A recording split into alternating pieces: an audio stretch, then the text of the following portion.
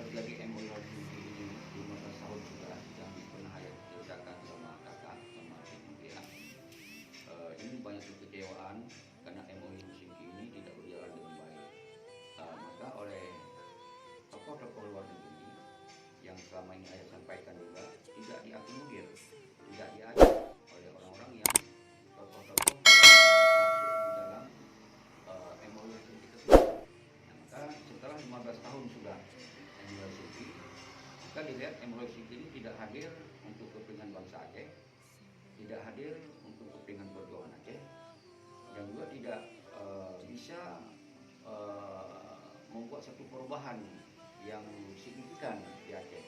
Maka oleh tokoh-tokoh di luar negeri ini merasa penting untuk membuat satu misi lain, yaitu untuk mengembalikan persoalan Aceh ini di tingkat internasional dengan sebuah negara.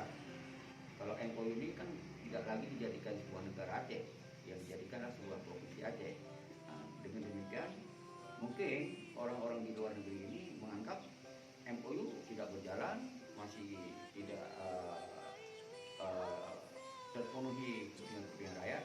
Maka oleh dasar itu, Yusra Habib itu memang tokoh Aceh yang selama ini di luar negeri, juga banyak tokoh-tokoh lain di luar negeri ini yang kemungkinan ya nanti mereka bersama-sama apa yang mereka lakukan mungkin ayah tidak tahu di sini karena ayah ya sudah dalam mengawasi tentang MOU Helsinki. Mungkin seperti itu. Berarti sudah tidak ada kepercayaan lagi terhadap perjanjian MOU Helsinki ini. Wes, itulah yang barusan juga ayah menyampaikan. Sebetulnya memang seperti itu karena 15 tahun ini kan perjuangan kami pada prinsip itu adalah memperjuangkan negara Aceh. Itu awal perjuangan bersama dengan orang di luar negeri juga.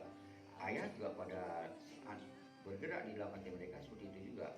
Artinya begitu terjadi perdamaian, ini seharusnya perdamaian di Helsinki itu antara negara Aceh dengan negara Indonesia.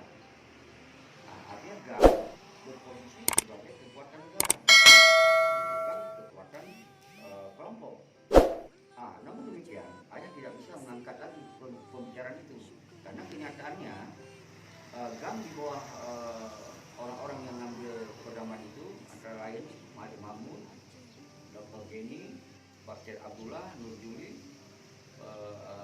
dan lain-lain yang ayah sebutkan itu mereka juga memasukkan konsep ideologi Aceh mereka itu ke konsep otonomi. Dalam hal itu ayah sebagai masyarakat Aceh, tokoh Aceh atau sebagai anggota GAM, dia mengikuti saja karena apapun yang dilakukan oleh orang itu sudah dianggap mewakili. Tapi sekarang setelah 15 tahun semua dianggap tidak ada yang menguntungkan untuk kepentingan rakyat, tidak ada yang menguntungkan untuk kepentingan para TNA di lapangan, tidak menguntungkan para GAM-GAM di lapangan. Dan kita lihat secara menyeluruh juga Aceh tidak lebih baik, tidak menjalankan hukum-hukum self government-nya. Di sini oleh para petinggi GAM yang saya sebut itu bermain-main untuk kepentingan politik, bermain-main untuk kepentingan jabatannya. Maka oleh pihak orang luar negeri ini, Yusra Habib menganggap ini nggak bisa dibiarkan. Kalau ini seperti ini, maka harus mereka kembalikan kepada konsep awal, yaitu konsep Aceh ini sebagai negara. Itu yang sedang mereka lakukan. Lalu apakah masyarakat Aceh menerima deklarasi tersebut atau sebaliknya menolak? Yes, mantap. It is the best question. Ya, ayah nggak bisa mengatakan menerima atau tidak, tapi perkembangannya di Aceh sekarang sangat heboh. Maka dasar ini ayah juga menyampaikan sikap. Sejauh apapun yang dilakukan baik di dalam negeri oleh MOU Helsinki ini maupun di luar negeri, kalau memang untuk kepentingan nasional Aceh, untuk kepentingan rakyat Aceh, kepentingan bangsa Aceh, pada prinsip kita dukung-dukung aja. Tapi asal bukan untuk provokatif saja. Ini yang penting, jangan sampai rakyat Aceh lagi damai, lagi tenang, kemudian ada isu-isu yang bisa mengganggu perdamaian itu. Ini juga ayah meminta juga ke jangan dulu terprovokasi. Namun rakyat tetap bersatu. Gam-gam di lapangan itu bersatu. Artinya wait and see, menunggu saja. Jangan ada aksi-aksi.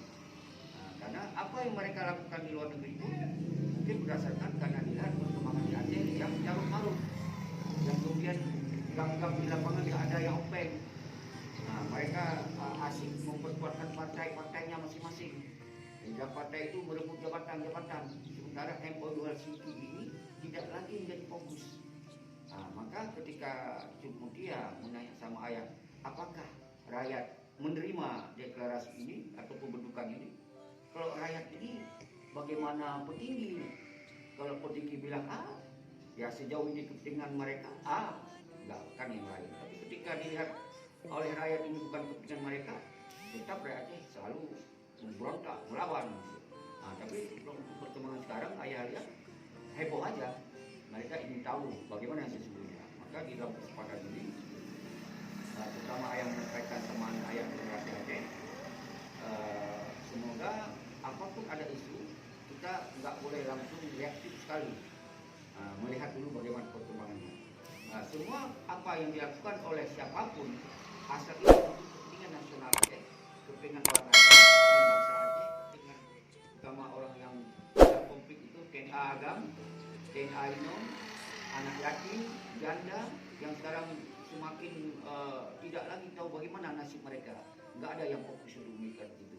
Mungkin dasar-dasar inilah kemudian orang-orang di luar negeri berpikir tidak tepat lagi ini MOU-LCT ini.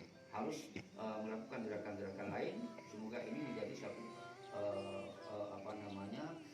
perhatian bagi masyarakat dan perhatian bagi negara Indonesia, juga perhatian bagi gam-gam yang ambil damai itu sendiri.